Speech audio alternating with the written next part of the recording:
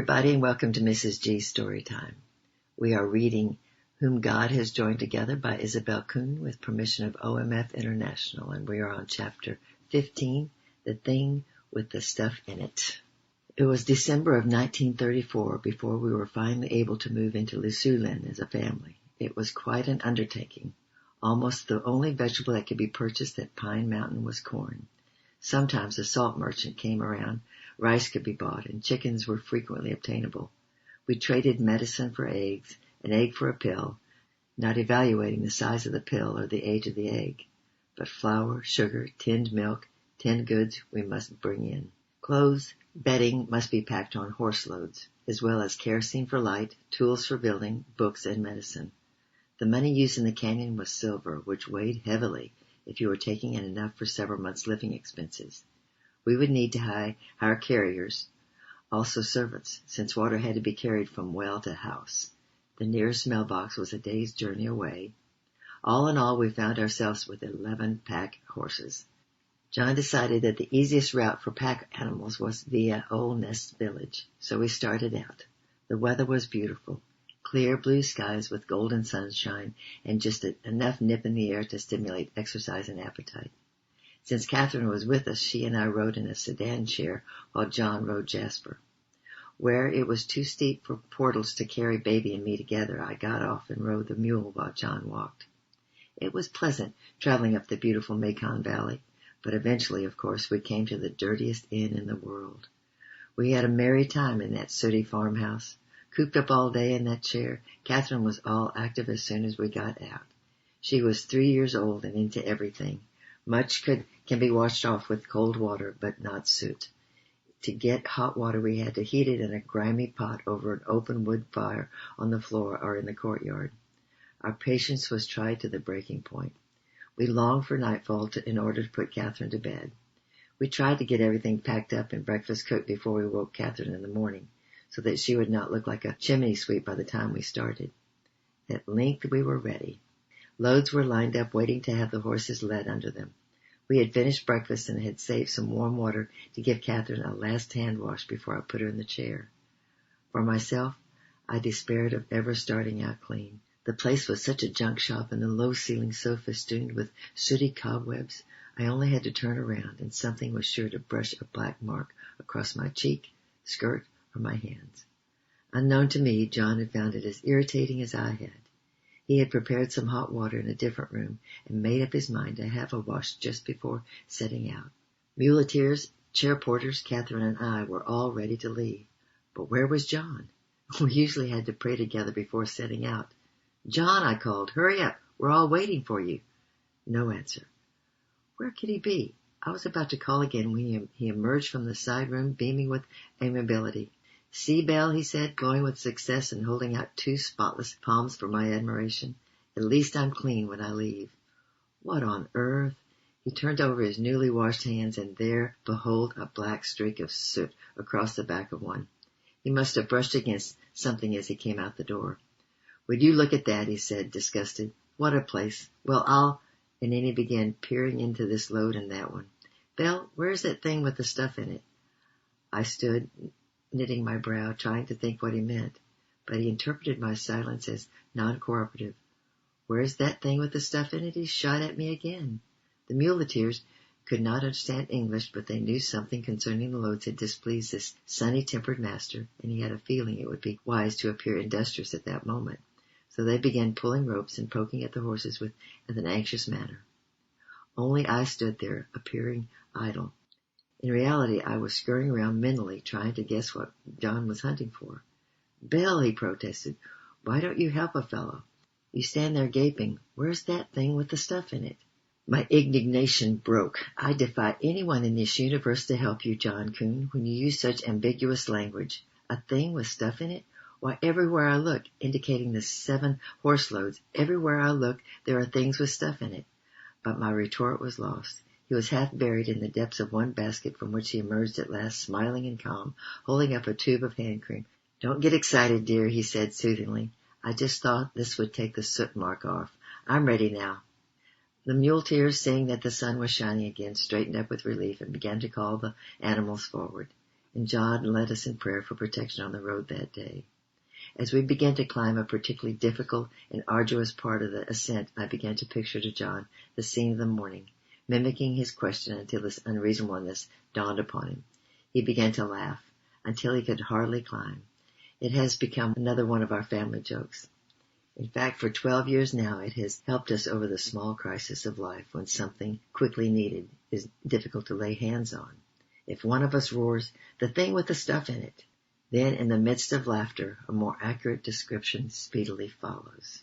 Chapter 16. Furlough Without Baggage, 1936. 16 months of happy work in Les Siouxland followed. These included the building of our shanty, Home of Grace. John always hoped he would not be asked to build a house on the mission field, but when it falls to his lot, he built it so strong that it stood for some 20 years until the communists tore it down. Now it was time for our first furlough. We sailed from Shanghai on the President McKinley and had the joy of fellowship with a missionary family in the cabin next to us. The wife and I had sailed to China together as single missionaries, and as true Siamers, we had prayed together daily in our cabin. On one of those occasions we had just finished and were in the act of getting off our knees. A fellow passenger dashed in merrily down the corridor, mistook our cabin for his own and barged in. The poor man was not only surprised, he was petrified. When he arrived so suddenly in our midst, we were neither on our knees nor yet upright. We were halfway up, groping the air. He looked as if he had thought he had landed in a cell of insane asylum, and his face so clearly revealed his thoughts that we fell back in our chairs and convulsed with laughter. In those days, ocean liners held a hard time party once during the voyage. One day it was announced for the evening meal. The steward informed us that we would not be served unless we appeared in costume. He looked at the 2 CIM missionary families as he said this, possibly thinking that people who had prayer meetings every day would be too long-faced for fun-making. We did not undeceive him. It was John's costume I remember the best. He dressed as a bold pirate in sleeveless waistcoat and a pair of shorts with a gay sash around the middle. Into this was stuck a hunting knife. The red bandana tied around his head was splashed with mercurochrome, and he blackened hollows underneath his eyes with burnt cork. The cork also produced streaks of soot on his cheeks and shoulders and legs. The mercurochrome supplied more gory-looking gashes from the neck and limbs. Under the bandana, his hair was combed down over his eyes. Being big, muscular, and hairy, he was a fearsome sight. I pulled my hair back tight from my face and did it up in a teapot handle, an imitation of Maggie Jiggs. With long skirts to the floor, I looked the part. We sailed together into the dining room, a trifle late, solemnly faced the steward. He had prided himself on being able to identify everybody. But as we stood there, John scowling in a good pirate fashion, and I looked down the length of my nose at him, the steward was dumbfounded. Giggles came from those already seated. He looked around to see who was yet missing to help him catch a clue. But several seats were vacant. He could not guess our identity for the life of him. Finally, he had to ask who we were. As we passed between tables, one of the men called out, "You take first prize, sir," when it got noised about that the ferocious pirate was the supposedly long-faced missionary.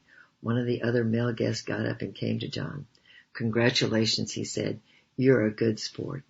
If the rest of the evening had been games and good fun, it would have been a happy evening. But when dinner was over, drinking began. That soon drove us to our cabin, so we were not present when the prizes were awarded. Our ship did not dock at Vancouver, where my father and brother lived. The destination was Seattle. We had to disembark at Victoria and take a coastal steamer from there to Vancouver. John was given baggage tickets to see to the transfer of our luggage from one ship to the other. We were not prepared, however, for the wonderful reception that the mission friends in Victoria gave us. Since the local boat did not leave immediately, they had planned a trip for us to the Buchan Sunken Gardens. Just to see homeland shores was thrilling enough, but the excitement of meeting everyone eclipsed everything else. It was only after the ship to Vancouver was actually pulling out of Victoria Harbor that John suddenly clapped his hands over his pocket. With chagrin, he pulled out the baggage tickets and held them up to me. "Belle, look, I completely forgot about them." "Oh, John." That meant we had nothing but what we had on, not even an overnight case. A hasty interview with the purser brought comfort. We could wire for our things to be forwarded to us on the next ship.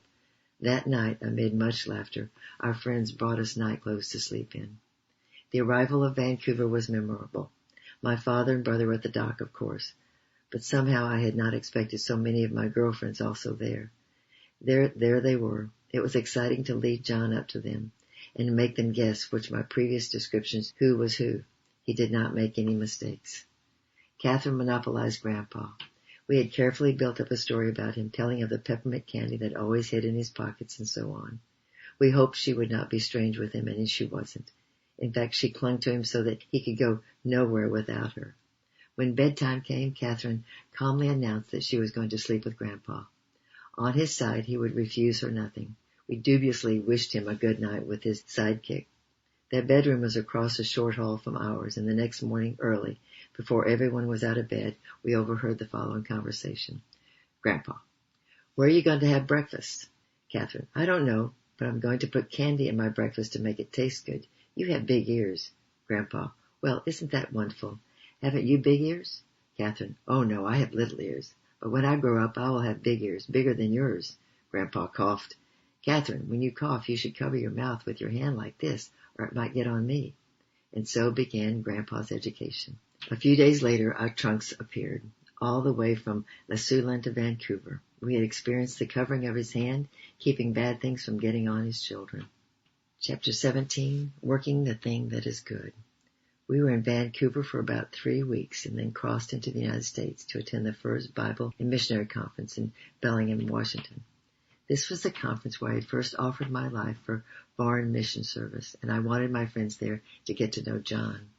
This year, the chief speakers were Dr. Louis Sperry Schaefer, Mr. L.M. Maxwell of Prairie Bible Institute, Dr. John G. Mitchell, and Miss Frances Brooke.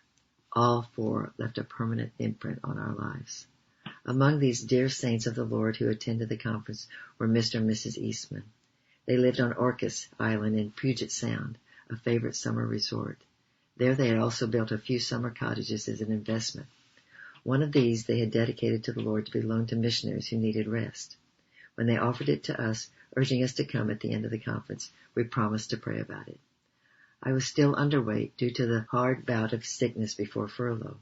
I was also highly strung and worn out after 8 years of service on the field. I needed to quietly get away from even the dear excitement of visiting friends. John, who takes life more calmly, was in no such need. He liked to be on the go, loved to visit, did not require a full night's sleep, and would even lengthen the day until midnight. Yet we did not like to separate, and that was not any fun either. It was obvious that I must go where I could sleep and relax.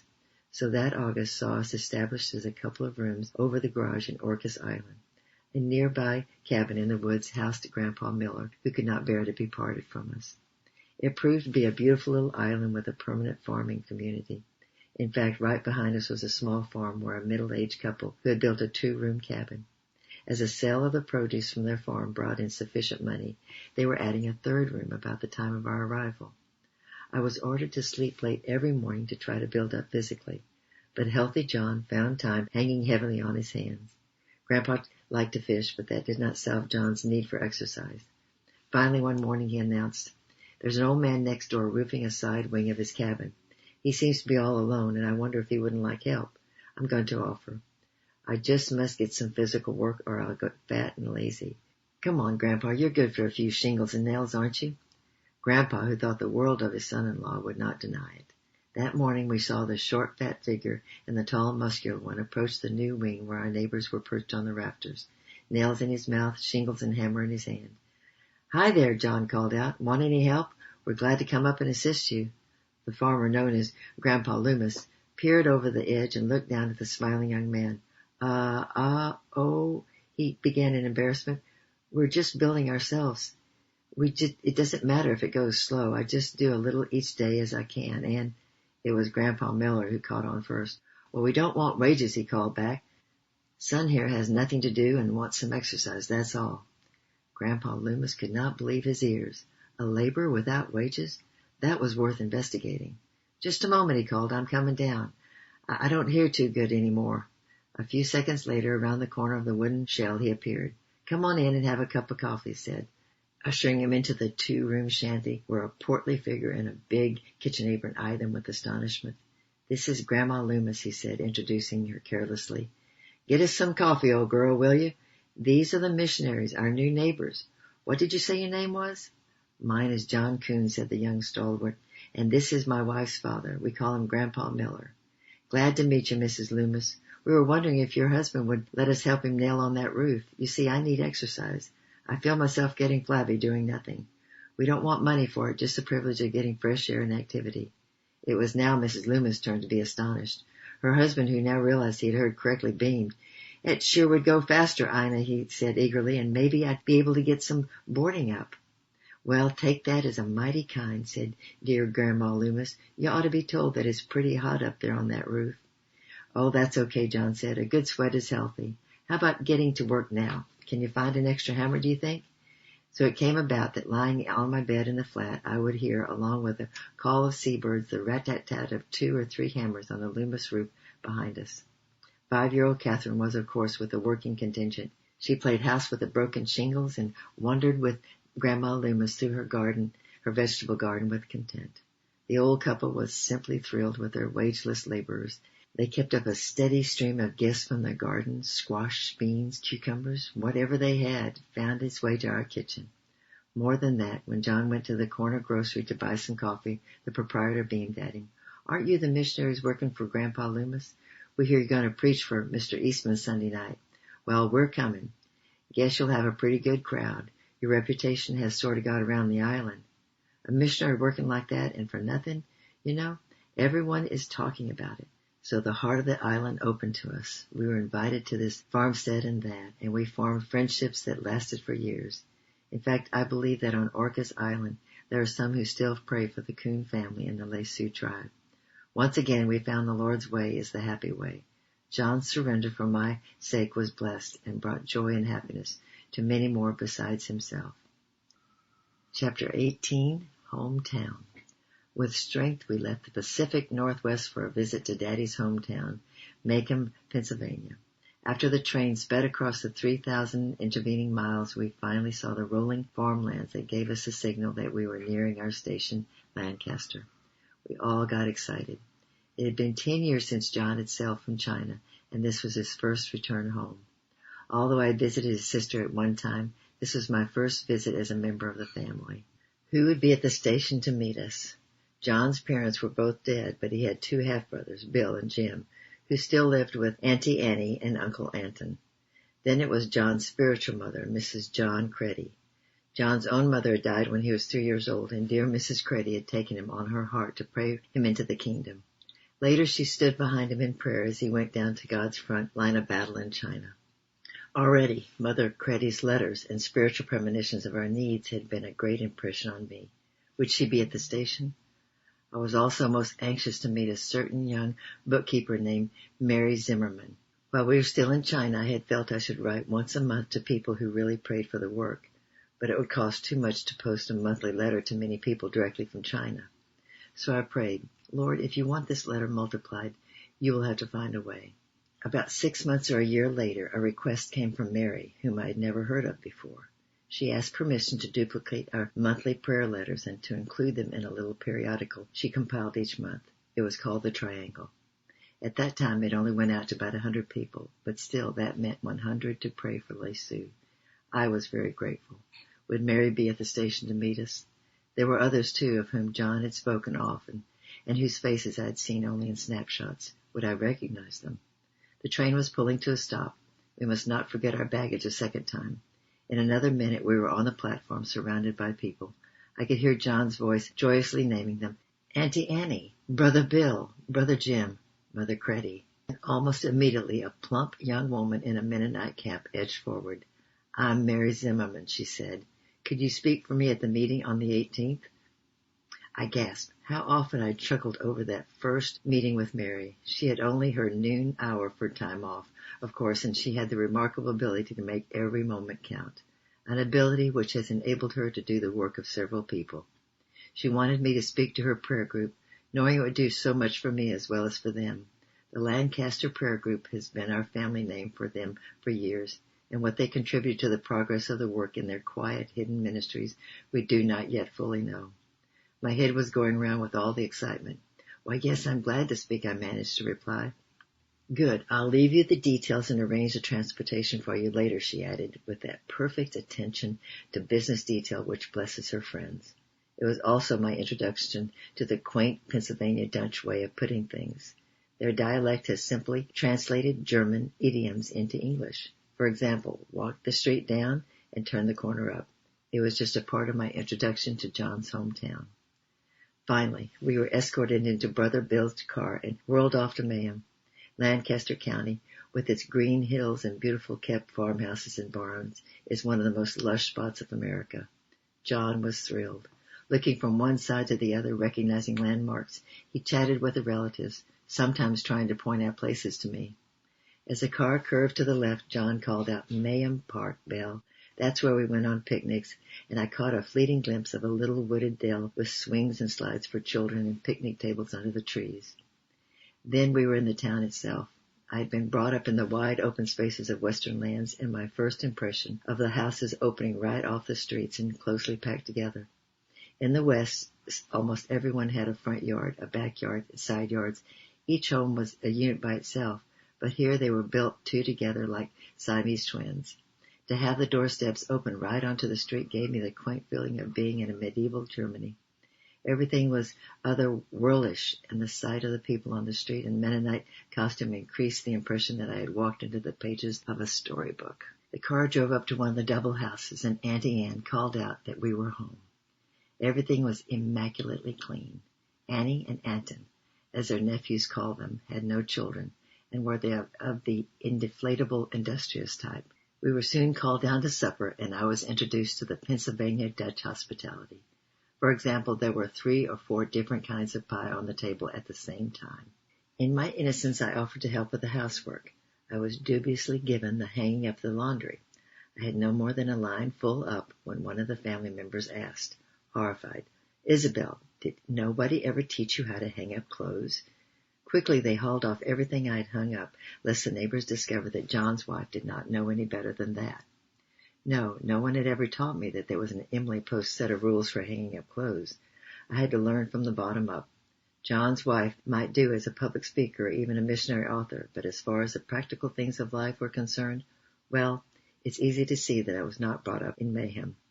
But on the whole, they were very indulgent with me. Mayhem was then a town of about 4,000 inhabitants.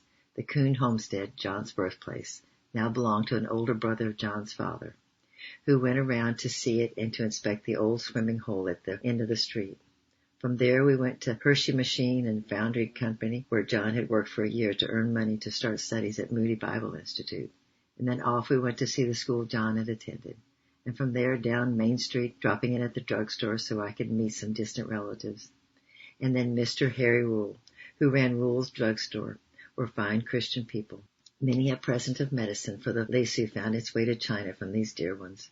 Lasso over many miles of hills came to know and asked for the help of the certain pink pill which they declared was second to none in curing stomach ache. On down Main Street was the corner of the square. Here is where everybody comes on Saturday night, John explained. People drive in from the country to do their shopping, and everywhere there's lively chatter and life bubbling with interest. Catherine and I used to hold open-air services here when we were home from Moody. I preached many a time at that corner there. Near the square was the home of a fine Christian businessman who helped John first at Moody Bible Institute and then in China. He loved the Lord Jesus Christ, and his keen business mind was used in his Christian living and giving until his home call. It was a privilege to discuss problems with him and watch the sanctified common sense come into action. Then there was one more place on the town square which demanded a visit from us, the bank. In it was deposited the cash legacy which came to John on his father's death. It was a nice little nest egg. We had recently been reading C.T. Studd's life, and it had made a real impression on us. Studd had given away his entire fortune. John was for doing the same, but felt we should be careful not to rush into such action. I reminded John of the need of my father, an earnest Christian and a deacon in the church who had no compunctions about going into debt. He would even run up a charge account when he did not have sufficient income to pay for it. He was always optimistically expecting something to turn up. To my dear husband's credit, in accord with the challenge of 1 Timothy 5:8, the first checks drawn on his legacy wiped out my father's debt. It amounted to nearly $5,000. The remainder we offered to the Lord on our knees. We rose expecting him to tell us where it should be given. It was a thrilling, sweet adventure to watch his finger pointing. 100 was given to an earnest young missionary working on the border of Russia. Another 100 helped outfit a new worker for Africa.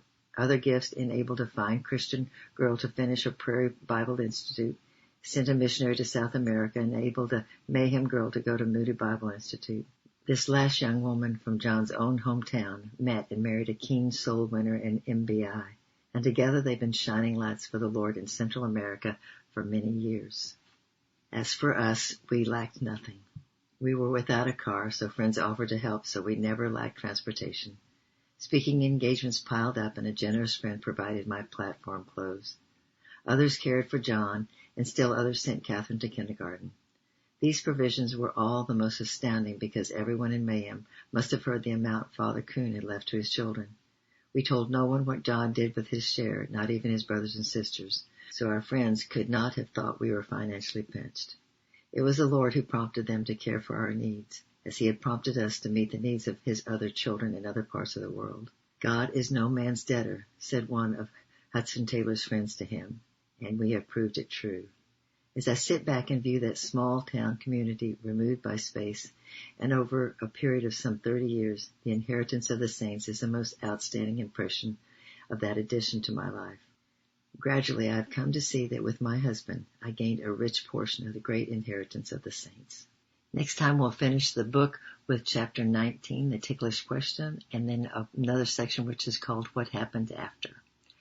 I love you, I'm praying for you, and bye-bye for now.